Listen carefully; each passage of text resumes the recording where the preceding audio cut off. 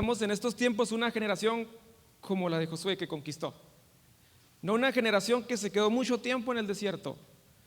No una generación que era muy dependiente. Y quiero hablar quizá lo divido en 3 etapas de la vida del pueblo, en el pueblo de Dios, pero quizá lo quiero aplicar en tiempos de hoy en día. Pero quisiera hablar solamente 2 de ellas, pero mencionándolas así rápidas las 3. Una de ellas es en Egipto, la primera etapa del pueblo de Israel. La segunda etapa viene siendo en el desierto, y la tercera etapa viene siendo en el Canaán, la tierra que fluye leche y miel. Pero quisiera hablar de 2 etapas muy importantes, que son la etapa en el desierto y la etapa en tierra de Canaán.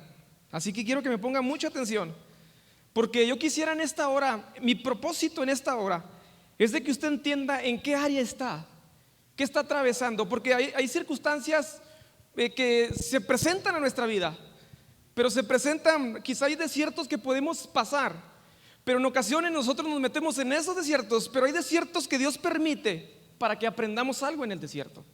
Pero en ocasiones los desiertos que pasamos como creyentes, nosotros quizá a veces entramos en los desiertos como cometiendo decisiones equivocadas. Nos metemos en aflicción, no escuchamos la voz del pastor, el pastor de pastores y nuestro pastor terrenal. Y yo quiero decirte algo, que la iglesia, el creyente, la oveja, así siempre lo he dicho y tengo bien en claro eso, que no tiene una vista tan panorámica como la tiene tu pastor, porque Dios lo llamó y Dios lo ungió y Dios lo preparó y Dios lo ha llevado en un proceso y ve más lejos que tú. En ocasiones a veces nosotros somos un poco tercos y no escuchamos la voz de nuestro pastor ni la voz de Dios.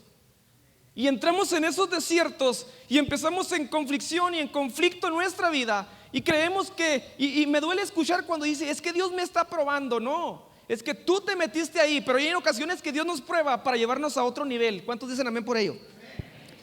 ¿Sabes? Y en esta tarde yo quiero hablarte de eso. Y en el congreso escuché una predicación y realmente yo tenía 15 días que la había hecho y ministró mi vida una vez más confirmando este pensamiento, este mensaje, porque nosotros atravesamos en etapas en la vida como cristianos. Y yo siempre he dicho que el creyente tiene los primeros 3 meses cuando se convierte. Si tú tienes 2 meses, 15 días en este lugar y Dios te ha tocado, yo te digo que aguanta. Los primeros 3 meses son los más cruciales de una persona que está aprendiendo la cultura de Dios, la cultura del reino. ¿Por qué? Porque cuando empiezas a buscar a Dios, cuando entregas tu vida a Cristo, el que nunca te buscaba y no te pichaba una caguama va a ir a tocar a tu puerta de tu casa y te va a decir, vente, las traigo bien heladas ahí en la hielera, y nunca te pichaba nada. Pero algo pasa, empieza una guerra ahí, empieza un conflicto. Está ganando terreno Dios en tu vida porque tú lo has decidido. Pero en ocasiones el creyente no renuncia a ese tipo de acciones o tipo de hábitos. Y ya no viene a ser inocencia, sino se aferra a algo que sabe que está mal. Y no le podemos llamar inocencia, le podemos llamar terquedad, un corazón duro. Pero cuando alguien está en los caminos de Dios, va creciendo, hay un proceso de madurez. Y yo quiero hablarte de 2 procesos o dos cosas, no sé cómo llamarlos, sino como ejemplos en la vida del pueblo de Israel. Y el primero que yo veo en la vida de Israel, que viene siendo, y quiero que vayas conmigo a la Biblia, en Números capítulo 13, versículo 2, dice la escritura así, no sé si lo pueden poner en la pantalla para aquellos que no traen Biblia. Envía tú hombres que reconozcan la tierra que fluye, la tierra de Canaán, la cual yo les doy a los hijos de Israel. 2 de cada tribu de sus padres enviaréis un varón, cada uno príncipe entre ellos, dice la escritura. Versículo 28. Mas el pueblo que había en aquella tierra es fuerte y las ciudades muy grandes y fortificadas. Y también vimos ahí los hijos de Anac, hablando de los gigantes de Anac. Pero versículo 33 dice, también vimos allí gigantes, hijos de Anac, raza de los gigantes. Éramos nosotros a nuestro ¿qué? Como langostas, y así les parecimos a ellos. Pero me impresiona mucho porque dice a nuestro parecer. Cuando tienes una perspectiva equivocada de lo que Dios es y lo que Dios puede hacer, a tu parecer, empiezas a claudicar en la fe. Pero cuando tú tienes una perspectiva de quién es Dios y lo has experimentado, sabes que Dios es tu protector. Sabes que Dios te va a sostener. Pero a mí se me hace terquedad del pueblo de Israel. Dicho sea de paso, yo no sé por qué, quizá porque a Moisés se le dice el padre de la paciencia. De ahí su suegro le dice: oye, espérate, te van a volver loco. Tanta gente que te buscaba. Aproximadamente se dice que 2 millones de israelitas, imagínate, iban y: oye, Moisés, pues es que se brincó una oveja para allá y no me la quiere regresar, una fila larga, hasta que Yetro dice: espérate, te van a volver loco. Escoge quién te ayuda a solucionar problemas. Por eso se le dice a Moisés el padre de la paciencia. Pero era terquedad del pueblo de Israel. Quizá yo lo veo así, me lo imagino, me vuela la imaginación. Cuando ellos se aferraron a reconocer quizá ellos la tierra que fluye leche y miel. Porque ¿cuántos creen que si Dios dice lo va a hacer? Entonces, ¿por qué fueron a reconocerla? Si Dios te ha dicho, ¿por qué dudas? Si Dios te ha dado un sueño, ¿por qué dudas? Si has leído su palabra y dice que nunca te va a desamparar, ¿por qué dudas? En ocasiones nuestra terquedad y a nuestro parecer, porque no conocemos a Dios como realmente quiere que Él lo conozcamos, batallamos dentro de sí. Y empezamos a claudicar en la fe. Y yo quisiera hablar, la primera etapa del pueblo de Dios que quisiera hablar en esta hora es la dependencia. En ocasiones dependemos mucho de los demás.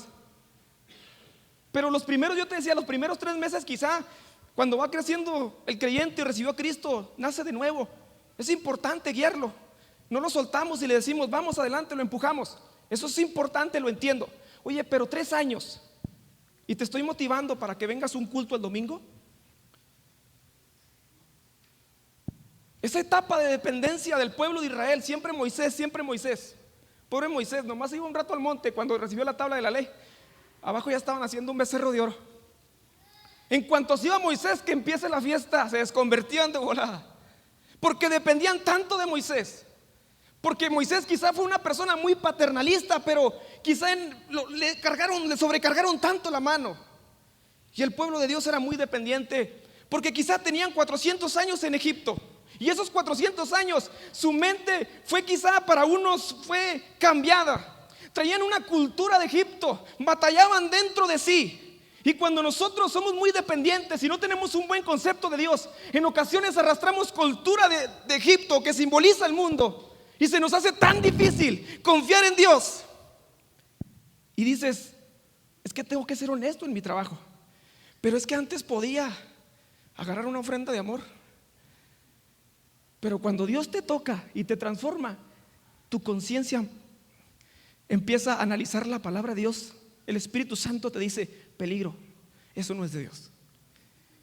Un día se me acercó una persona en un lugar, porque él trabajaba en las calafias, en los camiones, y tenía 2 meses que se había convertido.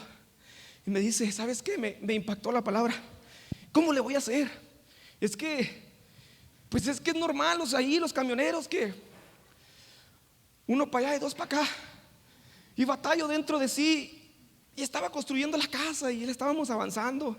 En el celular traigo plan con 10 gigabytes de internet y cosas de esas. Pero le dije: ¿tú crees que está bien? Sabes que esa es la cultura del mundo. La cultura del mundo te dice: confía y tienes que salir adelante como tú puedas, no importa los medios. Pero la cultura de Dios te dice: confía en mí y yo te voy a prosperar. Dios te dice: deja ese sistema, porque está en juego tu vida, tu salvación y la verdadera prosperidad que Dios quiere bendecirte en todas las áreas. No sé si me está entendiendo. Por eso se nos hace tan difícil cuando de repente llegas a los caminos de Dios. Esa es la etapa de dependencia. Dependemos de cosas, de personas y de lo deshonesto. Y llegas a los caminos del Señor y dices: ay, híjole, trabajo en la maquila, gano 940 pesos. Voy a diezmar 94 pesos. No, y hasta creen que voy a redondear. No voy a redondear. No, pues si no es el Oxxo. La cultura del mundo te dice: el que más tiene, más vale, más sale adelante. Pero la cultura del reino te dice: el que da, va a ser bendecido. La cultura del reino te dice: el que más da, va a ser prosperado y va a ser bendecido. La etapa cuando tú dependes de cosas, de circunstancias, de personas, te va a llevar al fracaso. Llegas a Cristo, te entiendo, primeros 3 meses, 6 meses, está bien, pero empieza a caminar, a hacer tus primeros pininos como los niños, y hay un orgullo desde el cielo que te ve el Padre y dice: mi hijo está aprendiendo a caminar y lo voy a bendecir. La etapa de dependencia del pueblo de Israel, para todos se enojaban. 400 años, los entiendo. Hay algunos que se van a vivir a otro estado y se traen el acento de por allá algunos meses. 400 años, pues los entiendo. Algunos habían nacido ahí, muchos de ellos, si no es que todos. Se quejaron por las aguas amargas. De todos se quejaban. Este tipo de personas, por muchas veces, y estoy hablando de gente que tiene tiempo en el evangelio, que aunque les eches la mano, cada 8 días los vas a sacar de una bronca, y a los 8 días van a venir porque no han aprendido a caminar por fe. No han aprendido a caminar por fe. Esa es la etapa de dependencia. Así estaba Israel. Vamos con Moisés. No sé cómo estaría Moisés, pero era el padre de la paciencia. Era muy tranquilo, tanto que tenía que interceder por ellos para que no los consumiera el Señor. Con fuego la tierra se abría y los consumía. Imagínense, pónganse en los zapatos de Moisés. El desierto simplemente en esa etapa era un lugar de paso. Si tu desierto dura mucho, algo está sucediendo en tu vida, algo está mal. Y no quiero decir que estás en pecado. Quizá a veces hay situaciones y hay desiertos que Dios te hace pasar para que dependas de Él, pero en ocasiones tú entras a esos desiertos por malas decisiones. ¿Y sabes para qué sirven los desiertos? Quizá a veces en la vida del creyente, para enseñarte cosas. Cuando vas a los que están estudiando en la universidad, quizá hay un examen el cual tienen que cursar. ¿El examen para qué sirve? Para saber si has aprendido lo que te enseñaron. Ese es el fin. Porque no van a graduar a alguien que no sabe nada. Aunque si quieres ir a Tepito, hay unos certificados, diplomas baratos de ingeniería. No estoy promoviendo nada de eso.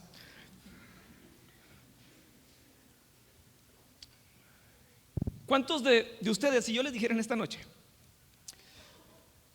que tengo un jet estacionado allá afuera, el más rápido del mundo, que en 1 hora estamos en París y que cabemos todos? Los invito a tomar un café, llegamos en 1 hora y luego nos regresamos, no se va a dar cuenta su esposo ni su esposa. ¿Cuántos irían conmigo? Y de repente por ahí vemos a los hermanos de Templo Juan 3:16, una selfie, Torre Eiffel. Y todos bien contentos. Nos llevamos a las hermanas de la danza. Vámonos, hermanas. Pero ya estando arriba, yo le digo a usted que ese jet nunca ha sido probado, que es la primera vez que lo vamos a usar y que hay un 50-50 que se estrelle. ¿Cuántos se van conmigo? Pues si está bien, se va a la Nueva Jerusalén. Pues no. Yo creo que usted se bajaría. Así es Dios. Dios lo que va a usar, lo prueba primero. El desierto te prueba. El desierto te lleva por un proceso para ver si aprendiste que Él es fiel. Y si no aprendiste la prueba, agárrate, porque el desierto viene una vez más para ver si aprendiste que el único que sana, que restaura, que levanta se llama Jesús. Él es el único, no hay otro. Pero el pueblo de Israel decía: oye, Moisés, pues ya nos cansó esto. Nos acordamos de los pescados de allá de Egipto. Y las carpas, ¿cómo se imaginaban? ¿Cómo la quieres? Que esté crujiente para que te coman las espinas también. Sí, con tu y cabeza tú de ti sale. Oye, y si escogemos a otro que nos regrese, que no sea libertador, sino que sea encerrador, porque se iban a encerrar otra vez. Empiezan a renegar, porque son tan dependientes de lo que ven. Pero los hijos de Dios dependemos de lo que no se ve, porque lo que no se ve es más glorioso de lo que se ve. Esa era la etapa de dependencia del pueblo de Israel. En ocasiones, yo te decía, el desierto nosotros lo buscamos y nos metemos en ellos, porque necesitamos, quizá también, cuando Dios los permite, ser probados para ver si pasamos el examen. Y aquí no hay como un 5.9 sube a 6 y de panzazo, ¿no? Aquí tiene que ser sí o no. Por eso se dice que la salvación es como estar embarazada. ¿Estás embarazada o no estás embarazada? ¿Eres salvo o no eres salvo. En Dios tenemos que echarle todas las ganas y empezar a escalar niveles y ahora depender más de Dios. En ocasión platicaba con un pastor y dice: oye, me desvelaron en la noche. ¿Por qué? Pues no me hablaron a las 3, 4 de la mañana una hermana llorando que se le murió su gato. Ore por mi gato que resucite. Dice: ya veo el gato levantándose entre los muertos. Esa gente es tan dependiente, tan emocional. Necesitamos ascender al otro nivel en el cual dependamos de Dios y empecemos a caminar en Dios y estemos acostumbrados a ver su gloria, lo sobrenatural en nuestra casa. Pero en ocasiones se nos hace tan difícil porque estamos acostumbrados a lo que se ve. Pero sabes, escuchando al hermano Felipe, agregando y algunos apuntes que tengo ahí, el pueblo de Israel habló muy mal de la promesa de Dios. En ocasiones Dios nos da una promesa, pero hablamos mal de ella y eso va a detener la promesa de Dios. Si Dios dijo, lo va a hacer. Pero empezamos a renegar y decimos: no es cierto. Nos regresamos. ¿Y qué tal si me toca un carpa de aquel lado y me hacen un carpita de aquel lado? No, mira, que ya me cansó todo lo que nos da el maná. Se fastidiaban. El inmaduro siempre se está quejando de algo, se está murmurando.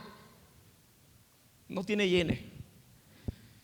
No tenían fe, agarraban de más hasta que se les echaba a perder todo eso. Porque lo que Dios quería es que aprendieran a depender de Él y que fueran cada día dependiendo de Dios. ¿Cuántos de los que están aquí, cuando se levanten en las mañanas, dicen: Señor, gracias porque amanecí? Gracias, Señor, porque tengo un carro en que moverme. Gracias, Señor, porque me has bendecido. Eso es estar bendecido. ¿Sabes? Recuerdo un día que estábamos en la sierra y quizá pues yo soy un poco más bronco, ¿no? Y mi esposa es más sistemática y se organiza más y lo admiro mucho de ella. Y estábamos en la sierra y recuerdo que llevábamos el grupo de los muchachos de aquí y llevábamos una comida para poder estar comiendo y no ser carga en esos lugares. Íbamos a comer hamburguesas en la noche. Y el pastor pues es muy singular, se distingue porque es una persona de fe. Y empecé a hacer las hamburguesas al carbón. Ahí estábamos yo y Juan. Y empezaron a llegar otros hermanos y otros jóvenes. Y yo nomás traía comida para los que me llevé. Pero dentro de sí dije: no, pues Dios, a ver cómo le hacemos. No es la primera vez que así es. Y Juan me volteó a ver y dice: Poncho, vi que en el mandado también traen hot dogs, ¿por qué no los sacan y les repartimos a todos? Y esa comida era para el siguiente día de los muchachos que pagaron su viaje. Y dije: no, pues sí, está bien. Lo que menos debes de hacer es renegar en esos lugares porque la gente es incondicional. Y mi esposa se me quedó viendo así con mirada de que eso es para mañana. Eso es para mañana. Y luego se acercó y luego me dijo: negro, eso es para mañana. ¿Qué les vamos a dar de comer a los muchachos? Y Juan, una persona hermosa en Dios, se me acerca y me dice: no tenga miedo, hombre, yo mañana pongo la comida. Y cuando va dando la media vuelta me dice: no tengo dinero para ver cómo le hago. Así es él, ¿eh? Si usted platica con él, así es él. Cuando le preguntan: oiga, ¿está peligrosa la sierra? Porque quiero ir a predicar, pero está muy peligrosa. No, mi hijo les dice: mira, si vas a ir, ve, donde quiera te puedes morir si quieres ahí. Si Dios te quiere llevar ahorita te atropellan, hombre, no me andes preguntando, que me desesperan ustedes. Así se distingue él, así es él. Y al siguiente día ya iba a llegar la hora de la comida y no había nada. Y mi esposa me decía: ¿ya viste, negro? Le dije: mija, aquí no debes de decir nada, tú gózate. Y en eso, eran como las 12, llega y toca una hermana. Y estábamos nosotros allá adentro teniendo un devocional. Y llegó, tocó la puerta y preguntó: ¿está el pastor? Le dije: sí está. Y salió el pastor y dice: hermano, me di cuenta que pues aquí anda el hermano Poncho y me dio gusto que siempre hacen ese trabajo. ¿Sabe? El Señor me puso en mi corazón que les hiciera carne asada a todos.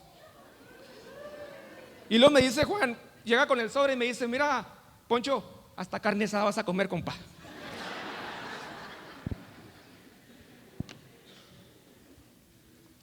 No, le dije, pues a mí me gustan las costillas, a ver cómo le haces. Aquí están los muchachos, nos fuimos al río. Sobraron algunos kilos de carne. El camionero que nos llevó dijo, oye, ¿qué suave se la pasan los cristianos? Le dije, pues vente para acá. ¿Batallas porque quieres? En la etapa de dependencia queremos confiar en lo que se ve.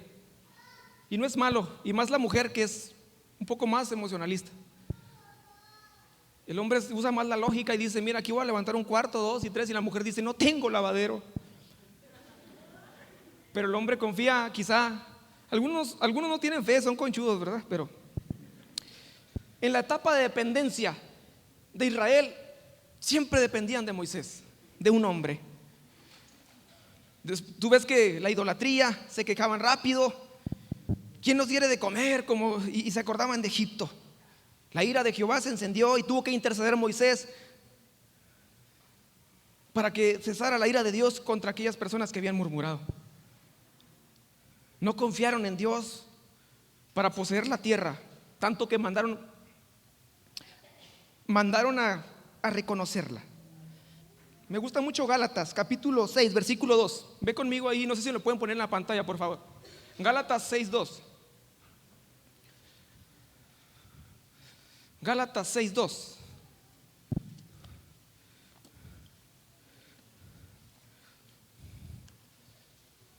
Dice la escritura así, dice, sobrellevar las cargas los unos, sobrellevar los unos de las cargas de los otros y cumplir así la ley de Cristo, versículo 5.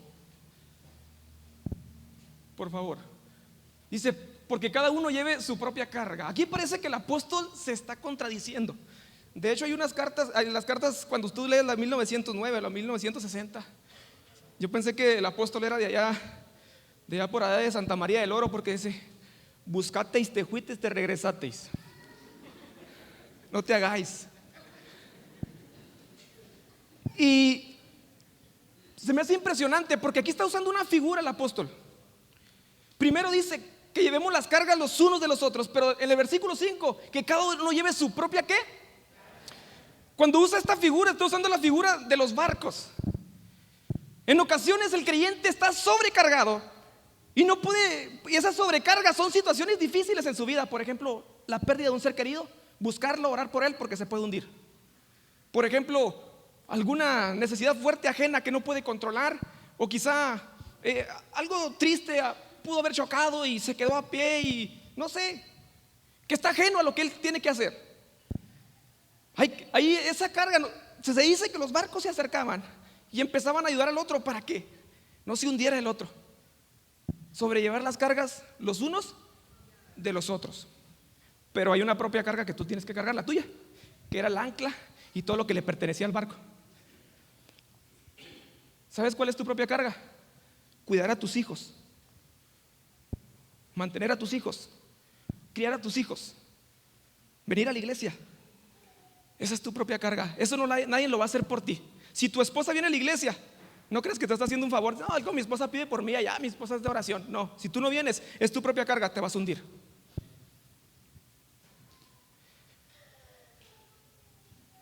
Y se me hace tan impresionante porque un día, platicando con una persona, me dice, oye, ¿sabes qué? Yo mis hijos no los cuido, se los dejo al Espíritu Santo. Y dije, válgame Dios, el Espíritu Santo es niñera. Dijo, no, es que el Espíritu Santo me los cuida. Han pasado situaciones difíciles tus hijos. Esa es tu propia carga. Tú tienes que cuidar a tus hijos, orientarlos, darles ejemplo, porque los hijos no hacen lo que tú dices, los hijos hacen lo que tú haces. Hay cosas que nosotros no vamos a poder sobrellevar. Cuando llegas a Cristo, pues hay situaciones que tienes que buscar ayuda, pero hay cosas que tú tienes que sobrellevar y es tu propia carga. Tú necesitas pagar los recibos, tú necesitas trabajar, tú necesitas salir adelante. Esa es tu propia carga y créeme que Dios te va a dar la victoria. Pero en ocasiones el barco enseguida se puede hundir y le dices, hermano, aquí estoy para ayudarte. Esa es la coinonía, comunión unos con otros, ¿verdad? En ocasiones hay alguien a nuestro lado que está batallando, que está luchando, pero ahí están. Y tú te acercas a él y le dices, se puede salir adelante. Vamos, yo salí adelante, tú también puedes. Estás quitándole la carga y dices, mira, vente, aviéntame una para acá. Y empieza a caminar. Yo voy a estar orando por ti. Dios va a hacer un milagro en ti. Dios va a hacer algo maravilloso. Pero hay cosas que es tu propia carga, tú tienes que cargarla. Así que, ¿cuántos dicen amén por ello? No se enojen. La segunda etapa, y con esta quiero concluir, es caminar por fe. Y Josué los confrontó más en esa área. La generación de Josué era una nueva generación, porque aquella generación que estuvo en el desierto, mucha de ella murió. Una generación nueva. La otra generación ya había muerto en el desierto. La generación de Josué se va a esforzar por las promesas de Dios. La generación de Josué va a caminar en fe y va a confiar aunque no le esté viendo, así como Moisés se sostuvo viendo al invisible. No solamente va a hacer lo que le corresponde, sino va a caminar la segunda milla. Va a caminar más allá por su familia, por su casa, porque sabe que la generación de Josué puede ver lo sobrenatural más maravilloso que puede haber. El libro de Josué nos muestra cuando el pueblo de Dios el pueblo de Israel empieza a tomar la tierra prometida. Empiezan a confrontar, tú ves cuando llegan en Jericó y empiezas a ver los milagros de parte de Dios. Sabes, yo quizá me imagino preguntarle a alguien que había nacido en el cautiverio y preguntarle a alguien que había estado viendo los milagros de Dios. Quizá te imaginas, yo me imagino quizá aquel que nació en el cautiverio y que le vean, quizá hablando de Egipto, hablando quizá en Babilonia, más adelante cuando fueron esclavos de Babilonia, que Dios los entregó a Babilonia, Siria, Persia, todos ellos. Me imagino quizá cuando le preguntabas a alguien que nació en el cautiverio: oye, ¿quién es Jehová para ti? Y quizá a lo mejor se sentaba y decía: no, pues mi papá dice que abrió el mar rojo, que pasaron en seco, que hacía milagros, que sanaba. Y hasta ahí solamente como medio documental. Pero cuando le preguntaban a alguien que experimentaba el poder de Dios, alguien de la generación de Josué, era diferente. ¿Sabes por qué? Porque le preguntaban quizá a un Caleb: oye, Caleb, ¿quién es Jehová para ti? Jehová, el poderoso y valiente en batalla, aquel que nos defiende, aquel que está con nosotros. Oye, Jehová es poderoso, me defiende cada día de mi vida, me ayudó a tomar posesión de la tierra prometida, tanto que él fue a reconocer la tierra que fluye leche y miel, y se dice que se trajo fruto de la tierra que fluye leche y miel, que eran tan grandes aquellas uvas y las probaron. Eso era un anticipo de la tierra que fluye leche y miel. Dios le dio un anticipo. Tú tienes un anticipo del cielo. Se llama el Espíritu Santo.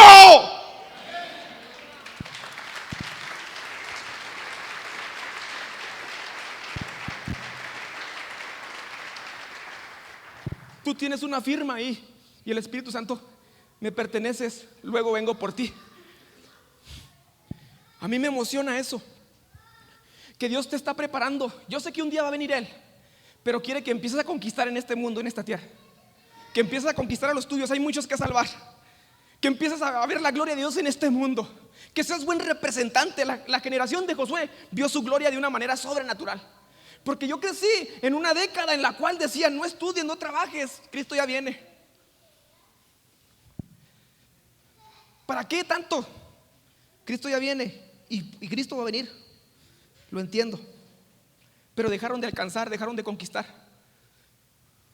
Tienen esperanza, pero la viven la vida desdichada. Pero la generación de Josué tiene esperanza y son dichosos porque confían en Jehová.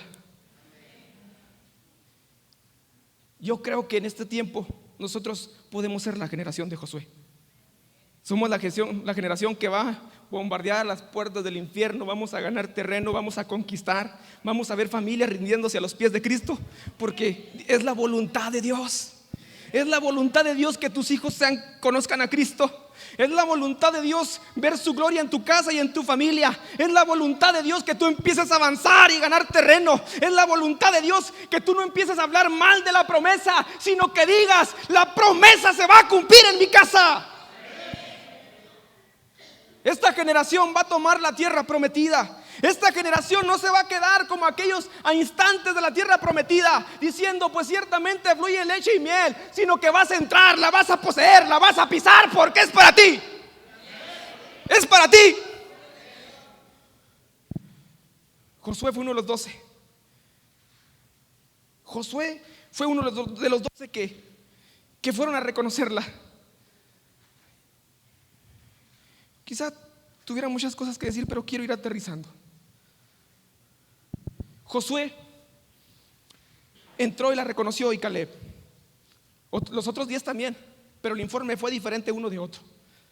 Tanto que Caleb se rasga las vestiduras, o Josué, si no mal no recuerdo, y dice: vayamos y descendamos, podemos más nosotros que ellos. Josué y Caleb habían visto la gloria de Dios. Vamos a descender. Pues más, ¿cuántos son, hombre? Entre más grandes, más rápido caen. Vamos sobre ellos. Ese problema no va a detener el propósito de Dios en tu familia. Créemelo, porque la Biblia lo dice, no lo digo yo. Tú vas a ver su gloria y su poder. Pero 10 de ellos regresaron con un informe negativo y dijeron: no, hombre, ni te metas. El puño lo tienen como mi cara. Es más, no sé cómo, con un garnucho te tiran al suelo. Pero Josué y Caleb decían: podemos más que ellos, los vamos a destruir. Los vamos a destruir. ¿Cuántos dicen amén por ello? La generación de Josué tiene estas características. Están llenos del Espíritu Santo. Tienen un espíritu de servicio. ¿A cuánto les gusta servir? Tienen un lenguaje correcto, un lenguaje impregnado de la palabra de Dios y del reino de Dios. Aquellos 10 llegaron y dijeron: no se puede, son muchos. Qué triste es conocer a una persona que no tiene un lenguaje de Dios, que es pesimista, es negativo, no confía en Dios, pero está aquí lastimando a otros, infectando a otros. Pero y tú vas a ascender al otro nivel, no al de dependencia, sino al de fe, al caminar por fe, depender de Dios, sujetarte a tu pastor. Tienen un espíritu enseñable, se dejan guiar. La Biblia dice en las bienaventuranzas: bienaventurados los mansos, porque ellos heredarán el reino, tendrán la tierra por heredad. ¿Sabes qué significa manso? El que se deja guiar. ¿Cuántos se quieren dejar guiar por Dios? Hay unos dichos en los centros de rehabilitación: cuando no se dejan guiar, ahí les dicen pilotear. Cuando no se dejan pilotear, pues les va mal. Y los que ya pasaron un proceso y ya le echan ganas, dicen: nomás déjate pilotear porque se te va a arrancar. Yo te digo, déjate guiar por Dios y vas a ser bendecido. Se someten a la autoridad, no son llaneros solitarios. Así eran Josué y Caleb. Siempre respetaron a Moisés. Viven la palabra de Dios. ¿Cuántos viven su palabra? ¿Quieren vivir su palabra cada día mejor? Saben que son hijos de Dios y saben que ese es su lugar. Juan 1:12 dice: a los suyos vino y los suyos no le recibieron, pero más los que le recibieron tuvieron potestad de ser llamados ¿quién? Hijos de Dios. Tú eres hijo de Dios. Y Dios es malo, es un mal padre. Al contrario, es un buen padre lleno de amor que te quiere bendecir. Eso es lo que quiere hacer Dios. Quiere bendecirte, quiere llevarte más lejos, quiere llenarte de bendiciones, porque eso es Dios. Y sabes, uno de los errores que tuvo el pueblo de Israel cuando eran dependientes, ellos pensaron que la tierra era su heredad. Y me impresionó mucho esto leyendo. Quizá era parte de la bendición, pero su verdadera heredad era que Dios quería habitar en medio de ellos. Esa es la verdadera heredad. Dios quiere estar contigo en tu casa y en tu familia y quiere bendecirte. Se dice que cuando caminaba el pueblo de Israel, los lugares producían, brotaba agua, pero cuando pasaba por ese lugar se volvía infértil, porque no era el lugar, es la presencia de Dios. Es la presencia de Dios. Y el que está plantado junto a corrientes de agua, y el agua simboliza, es un tipo de Jesús que usa la escritura, una figura, dará su fruto a su tiempo y su hoja no caerá. El que está en Cristo tiene que dar fruto. El que está bajo la protección de Dios va a haber fruto en su casa y en su familia. Y no lo digo yo, lo dice la palabra de Dios. Tus ojos mirarán, van a ver la gloria de Dios en tu casa, porque la palabra de Dios lo dice. Tanto fue la influencia de Caleb, de Josué y Caleb, hablando de Josué y Caleb, que más adelante, cuando están repartiendo la heredad, Caleb se acerca con Josué y le dice: oye, pues a mí la tierra que me toca. ¿Y sabes cuántos años tenía Caleb? 85 años. Y esa tierra tenía que desechar algunos gigantes, y la Biblia dice que los expulsó de ahí a los 85 años. ¿Cuántos años tienes tú? recordando a mi madre cuando estaba adolescente, que le decía yo a mi mamá: estoy cansado, y me volteé a ver y me decía: ¿cansado de qué? Dígale al que está enseguida: ¿cansado de qué? 12 años, oiga. De eso, cuando hablan uno así como que no tiene uno bien sintonizada la voz, que lo quieren mandar a la tienda. Ay, ¿qué me quiere mandar? Siempre yo ando cansado. Y de volada sacaba la mano ungida: ¿cansado de qué? Cansada yo que te tuve, chavalo. Dios quiere bendecirte. No importa la edad que tengas, tú puedes seguir conquistando. A los 85 años, imagínate. No sé, pero estaba lleno de vida aquel hombre. Y después que conquista aquel lugar, empieza a dar recompensa por un lugar que se llama Kiryat Sefer, algo así, que significa la ciudad del conocimiento. Y esto es para los jóvenes. Y se levanta ahí un Otoniel, que su nombre significa león de Dios. Y dice: el que venciere y tomara aquel lugar, le voy a dar a mi hija como recompensa. Dijo Otoniel: pues no está fea la hermana.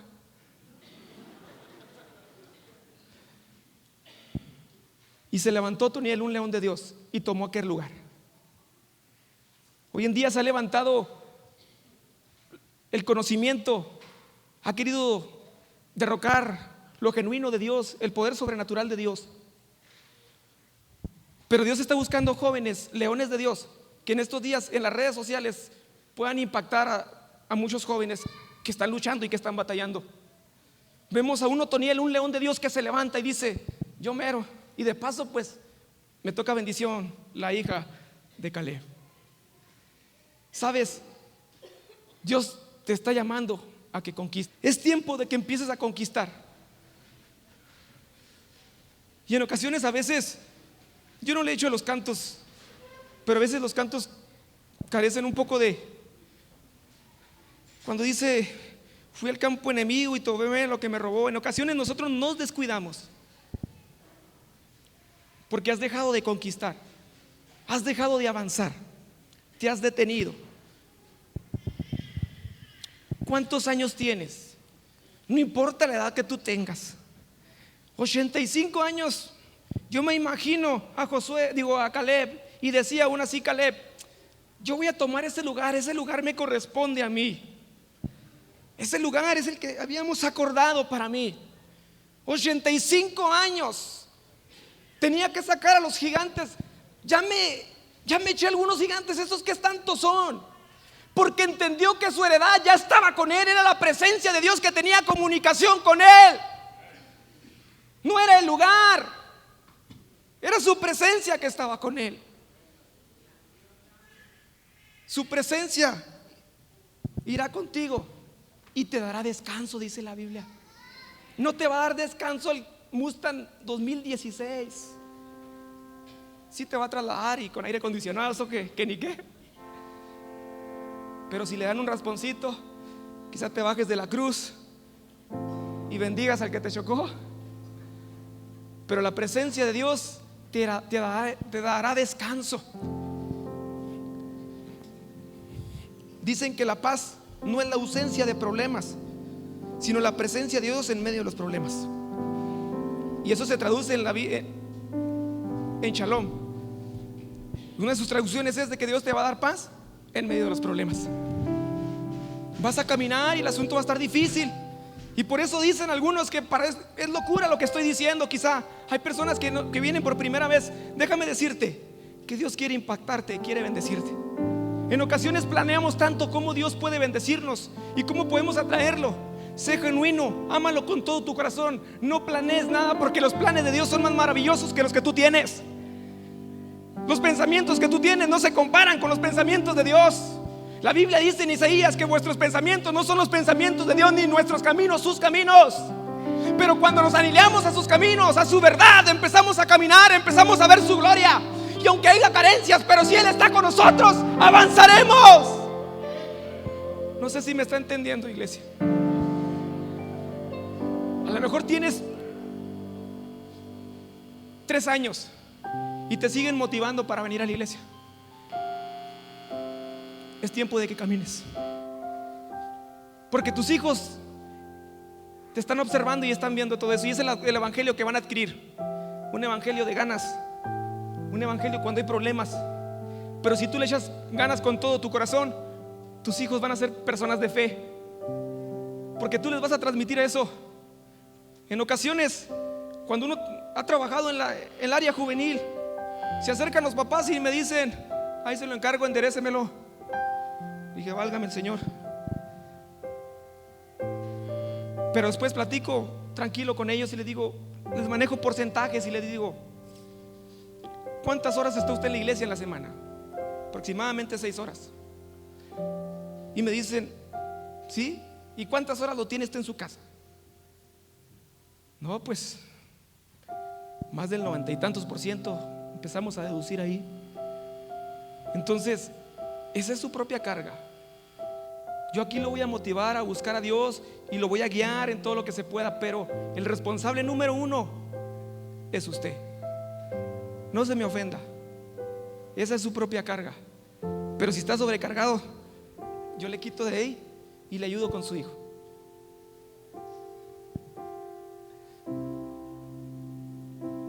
Dios te va a dar fuerzas para llevar tu propia carga. Pero si te sientes sobrecargado, aquí hay muchos hermanos que podemos orar por unos por otros. ¿Cuántos dicen amén? Es una iglesia que ora. Es una iglesia que siempre, antes de entregar el lugar, está orando por las necesidades, porque estamos haciendo descansar a otros que están luchando. Pero hay situaciones que tú tienes que resolver. Tú tienes que tomar decisiones para servir a Dios. Tú tienes que dejar amistades. En ocasiones tú te metiste en un desierto y la viste muy duro. Fue un milagro, Dios te sacó de problemas impresionantes, pero fue una advertencia. Si no te metes en Dios, si no buscas a Dios, se va a poner más difícil. Y no lo digo yo, lo dice su palabra. El pecado es una enfermedad crónica que va a un aumento, cada vez es peor, va degradando a la persona, la va humillando. Y tú dices: cuando llegué a este lugar, el pecado así es sutil, engaña, envuelve, pero Dios levanta, restaura, y en esta hora te quiere ver como una generación de Josué victoriosa en Cristo Jesús, Señor nuestro.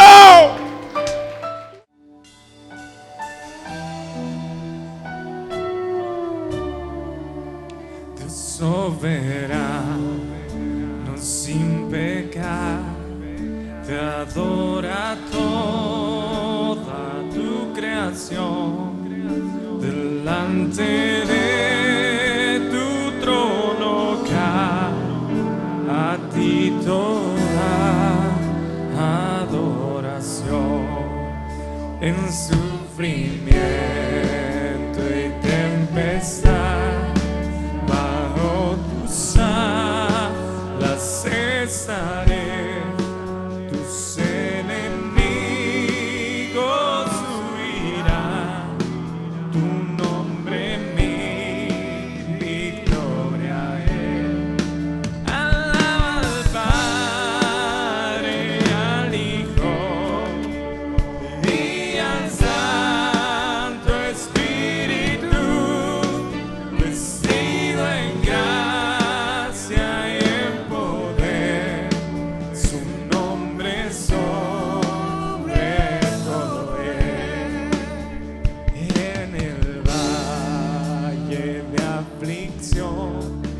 Él vino y me completó, su voz